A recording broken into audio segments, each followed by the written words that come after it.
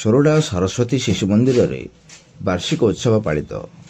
सोरडा स्थित सरस्वती शिशु मंदिर 30तम वार्षिक उत्सव पालित होईछि।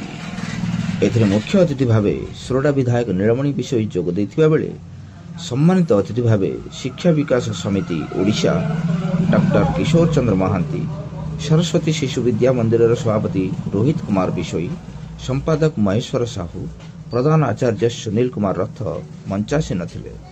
मुख्य अतिथि सोरडा विधायक निज अभिभाषण रे विद्यालय मानकरे सुशिक्षा, उत्तम चरित्र, व्यक्तित्व गठन, नीति नियम तथा स्वावलंबी एवं उन्नति विषय व्याख्या करथिले।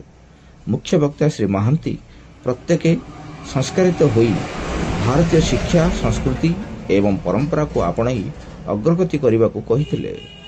विभिन्न विभाग रे कृतित्व हासिल करथिबा छात्र छात्री को उपस्थित अतिथि मानक द्वारा पुरस्कृत कराइथिबा बेले विद्या मंदिर छात्र छात्री द्वारा परिवेशित संस्कृति और देशात्मबोधक भित्तिक सांस्कृतिक कार्यक्रम बेस उपभोग्य होइथिला।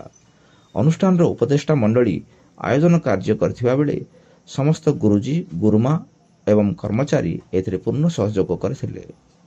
गंजाम सोरडारू स्पेशल रिपोर्ट आम खबर।